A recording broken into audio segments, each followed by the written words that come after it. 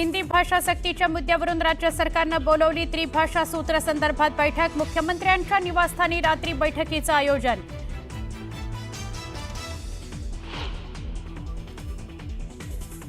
आजपासून हिंदी सक्तीच्या विरोधात मनसे आंदोलन करतंय। राज्यभरातील शाळांच्या बाहेर पालकांच्या सह्यांची मोहीम राबवत आहे।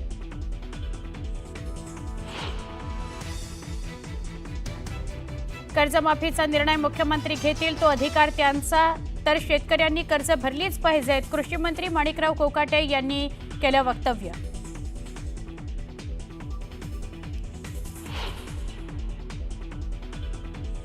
मुझे लोगों ने कहा कि पालकी जाने वाली है, जल्दी जाएंगे नहीं तो फिर रास्ता जाम हो जाएगा।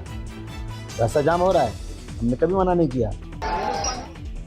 वारीच्या पालख्यांमुळे रस्ता जाम होतो, पण आम्ही कधी तक्रार केली नाही, अबू आझमींचं वादग्रस्त वक्तव्य। तर मुख्यमंत्र्यांनी अबू आझमींना सुनावलं।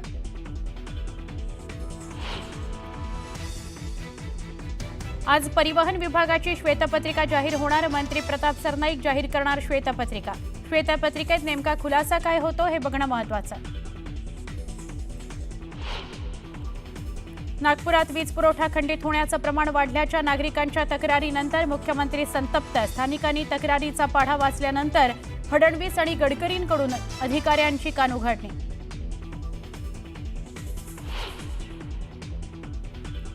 कॅन्सरग्रस्त आजीला नातवानं कचराच्या ढिगाऱ्यात फेकलं। अत्यंत धक्कादायक घटना। उपचाराकरता पैसे नसल्यानं नातवाचं माणुसकीला काळीमा फासणारं कृत्य।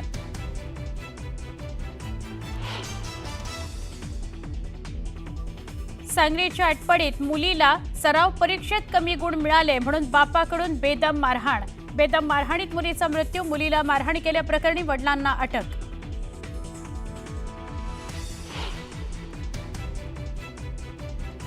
जर सध्याचं इराण शासन इराणला महान बनवण्यात अयशस्वी ठरत असेल तर सत्ता बदल का नाही होणार? इराणच्या परमाणु ठिकाणांवर हल्ल्यानंतर ट्रम्प यांचं ट्विट। अमेरिकेच्या हल्ल्यानंतर इराणमधील फोदोन या न्यूक्लिअर साइटचे एंट्री पॉइंट्स नष्ट। डोंगराळ भागातही झालं मोठं नुकसान। सॅटेलाइट फोटोतून जमीन खचल्याचे संकेत। इस्रायल आणि इराणमधील युद्धात आतापर्यंत 865 जणांचा मृत्यू तर 3000हून अधिक लोक जखमी। इराणमध्ये आणखी नुकसान करण्याचं इस्रायलचं टार्गेट।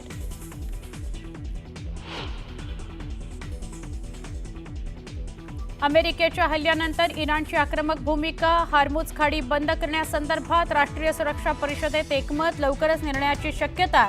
जगभरात इंधनाच्या दराचा महाविस्फोट होण्याची शक्यता।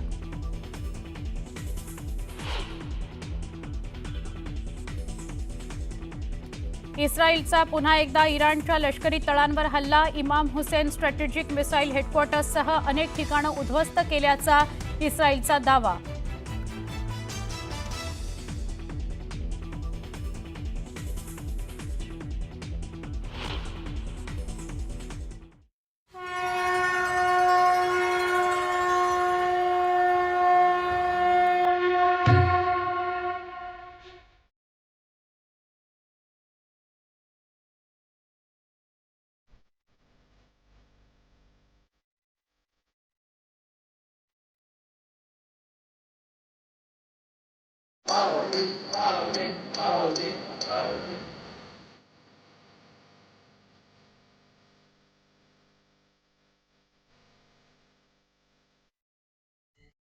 जय हरी विठ्ठल। लोणी काळभोर मधील मुक्कामानंतर माऊलींची पालखी पुन्हा पंढरपूरकडे रवाना झालेली आहे। टाळ मृदुंगाच्या गजरात आणि माऊलींच्या जयघोषात हजारो वारकरी लाडक्या पांडुरंगाच्या भेटीकरता निघाले आहेत। दरम्यान आजचा मुक्काम यवतमध्ये असणार आहे। माऊलींची पालखी ही ज्ञानोबा माऊली तुकारामच्या गजरामध्ये आज यवत मुक्कामी असणार आहे। पुण्यामधून पुढे सासवड आणि मग त्यानंतर पुढे दरमजल करत पंढरपूरकडे तुकाराम महाराजांची पालखी असो किंवा माऊलींची पालखी असो ही पंढरपूरकडे प्रस्थान ठेवते आहे। या दोन्ही पालख्यांसोबत हजारो दिंड्या सोबत आहेत। त्याचबरोबर अनेक वारकरी शेकडो वारकरी या सोबत आहेत। आणि माऊलींचा गजर करत, तुकोबांचा गजर करत पंढरपूरकडे या पालख्या प्रस्थान ठेवतायत. जसजसा दिवस पुढे जातोय तसतसा वारकऱ्यांचा उत्साह कमी नाही, वाढतच जातो आहे. कारण जसजसे आपण पुढे जातो, एक एक दिवस पुढे जातो, तसतसं विठू आपल्याला लवकर दिसणार आहे याची आस अधिकाधिक निर्माण होते वारकऱ्यांच्या मनात आणि मग पावलं झपाझप पंढरपूरकडे चालायला लागतात. आज पालखीचा मुक्काम यवतमध्ये असणार आहे. ज्ञानोबा माऊलींची पालखी आज यवतमध्ये थांबणार आहे.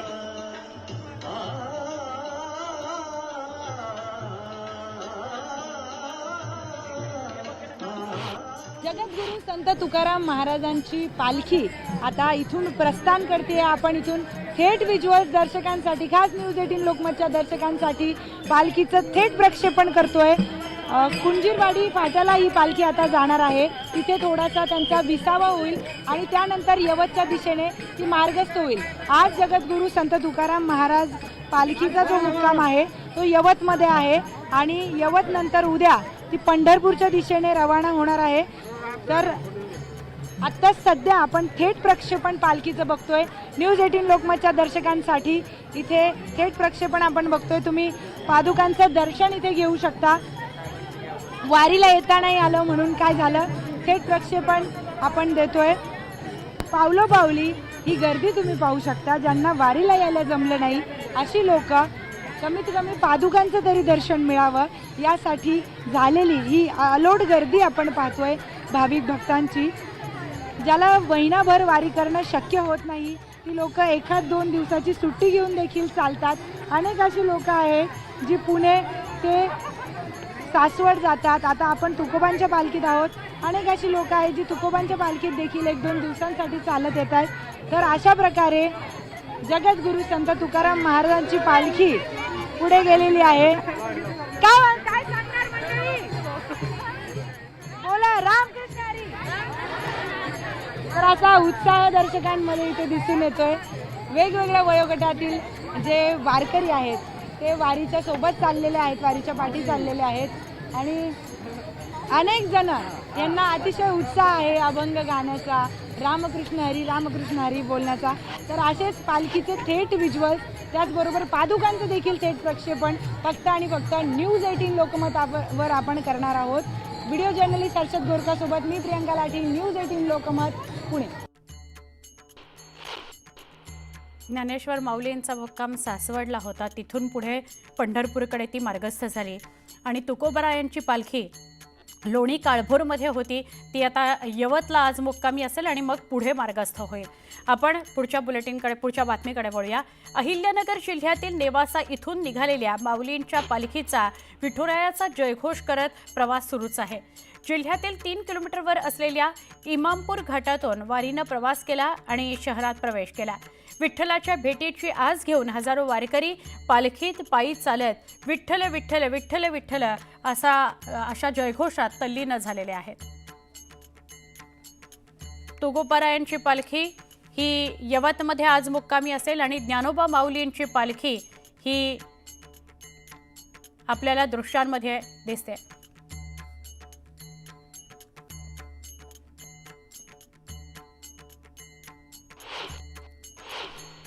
असं म्हणतात, एकदा तरी आयुष्यात वारीचा अनुभव घ्यायलाच हवा. वारी खूप काही शिकवून जाते. असाच एक अनुभव यंदाच्या वारीत बघायला मिळतो, अनुभवायला मिळतो. रामकृष्ण हरी माऊली म्हणत आंतरराष्ट्रीय किन्नर आखाड्याच्या मार्फत अनेक किन्नर वारीमध्ये सहभागी झालेले आहेत. घरच्यांनी नाकारलेलं आयुष्य मात्र तरीही हिमतीनं सगळ्यांशी लढा देणाऱ्यांशी संवाद साधला. त्यांनी सांगितलेला अनुभव आम्ही ऐकून घेतला आणि खूप काही शिकवणारा असा त्यांचा अनुभव होता. माऊलींच्या वारीत आधार अन मायेची ऊब मिळाली. जेव्हा माऊली माऊली म्हणत इतर वारकरी मिठी मारतात, प्रेम माया देतात, तेव्हा समाधानाचं येणारं हास्यच सगळं काही सांगून जातं. या वारीचा अनुभव कसा होता याचा आढावा घेतला आमच्या प्रतिनिधी प्रियंका लाठी यांनी. वैष्णवांच्या या सोहळ्यामध्ये समाजातल्या सगळ्याच भागातून लोक सहभाग घेतात आणि आनंदी पद्धतीनं ही वारी पंढरपूरच्या दिशेने मार्गस्थ झाली आहे. माझ्यासोबत अशाच या रणरागिणी सोबत आहेत. माऊली, काय सांगणार, काय वाटतंय आज वारीमध्ये? रामकृष्ण हरी. मी बोलते की नराखाड्याचे महामंडलेश्वर आहे मी. श्री श्री 1008 दीपाताई नंदगिरी. मी पुण्याहून आहे. देहू ते पंढरपूर आम्ही दरवर्षी चालत असतो. ही 4थी वारी आहे. खूप छान असा सोहळा आहे. इथं जात धर्म किंवा कुठलंही वर्ण मानत नाहीत. सगळीजण माऊली म्हणून आम्हाला हाक मारतात. पहिल्यांदा थोडीशी अडचण आली आम्हाला. पहिल्यांदा वारीतून हाकलून दिलं होतं आम्हाला. मग नंतरनं खूप छान असा अनुभव आला की आम्ही रथाच्या पुढे 13 नंबर दिंडी आहे आमची. शंकर गवळी महाराज त्यांच्या दिंडीमधून आम्ही चालतो दरवर्षी. दिंडीच्या अगोदर आम्हाला फोन करतात की माऊली तुम्ही या आमच्या दिंडीत, तुमची दिंडी आहे म्हणून. मग पहिल्यांदा मी एकटी चालत होते. नंतरनं 4 जण झाले. आज कमीत कमी 8 जण आम्ही चालतोय. पुढच्या वर्षी अजून वाढतील ह्याच्यात. हां, मलाही सांगा, आता लोकांचा म्हणजे जेव्हा तुमच्या प्रति असलेली वागणूक असते, जसं सुरुवातीला तुम्ही बोलले अनुभव आला, पण आता लोक अगदी आनंदाने स्वागत करतात. आता फक्त आनंद आहे. त्या दिंडीमध्ये आम्ही थांबलो तर जेवायला थांबलो तर पहिल्यांदा आम्हाला जेवायला वाढतात. माऊली बसा, माऊली माऊली माऊली, आईचा आदर करतात आम्हाला. तसाच आदर सगळ्या दिंडीमध्ये किंवा सगळ्या ह्याच्यामध्ये माणूस स्त्री सगळ्यांच्या मनात आमचा आदर बसावा हीच देवाचरणी प्रार्थना करते, माऊली चरणी प्रार्थना करतो. आम्ही तर तृतीयपंथी आहोत. आम्ही आमच्या परिवाराच्या प्रेमापासून किंवा सुखापासून मुकलेली लोक आहेत. पण वारीत आल्यावर आम्हाला आई मिळाली, बाप मिळाले, भाऊ मिळाली, बहीण मिळाली आणि माऊलींच्या रूपात हे सगळे आई बाप मिळाले. तर अहोरात्र हे प्रेम करतात आमच्यावर. माऊली माऊली माऊली म्हणून तोंडाचं पाणी सुकून जातं त्यांचं. एवढं अवाढव्य प्रेम करतात. आणि काही नाही, बस सगळ्यांनी वारीला यावं आणि माऊलींचं दर्शन घ्यावं. तर अशा पद्धतीने अगदी आनंदीमय हा सोहळा सुरू आहे. असा सोहळा स्वर्गीय नाही, असा सोहळा इथे सुरू आहे. व्हिडिओ जर्नलिस्ट हर्षद बोरकासोबत मी प्रियंका लाठी, न्यूज 18 लोकमत, लोणी काळभोर. राज्यातली तिसरी मानाची पालखी म्हणून ओळखली जाणारी संत एकनाथ महाराजांची पालखी बीड जिल्ह्यामध्ये तिचं आगमन झालंय. बीडमध्ये एकनाथ महाराजांच्या पालखीचा 3 दिवस मुक्काम बसणार आहे. चांदीचा रथ घेऊन एकनाथ महाराजांची पालखी पंढरपूरकडे मार्गस्थ होते. यावेळी शिरूर तालुक्यात महाराजांच्या दिंडीचे फटाके फोडत ढोल ताशांच्या गजरात स्वागत करण्यात आले. यावेळी पालखीसाठी पायघड्याही घालण्यात आल्या होत्या. तर विशेष म्हणजे स्थानिक मुस्लिम नागरिकांनीही पालखीतील वारकऱ्यांना फराळासह फळांचं वाटप केलं. या पालखी सोहळ्याचा 18 दिवसाचा प्रवास आहे. या प्रवासामध्ये 4 रिंगण होतात. पहिलं मेडसिंगी, दुसरं पारगाव घुमरे, तिसरं नांगवडा आणि चौथं कवेडण, 5वं उभं रिंगण पंढरपूरमध्ये ते होऊन पालखी सोहळा पंढरपूरमध्ये प्रवेश करतो. या पालखी सोहळा अनेक वर्षाची परंपरा आहे. जी नाथमारांची नातू राघोबा यांनी परंपरा चालू केलेली आहे. या पादुका डोक्याहून पहिले प्रवास करत होत्या, नंतर त्याला पालखीचं स्वरूप आलं आणि आज वैभव संपन्न असं चांदीच्या रथात हा पालखी सोहळा मार्गस्थ आहे.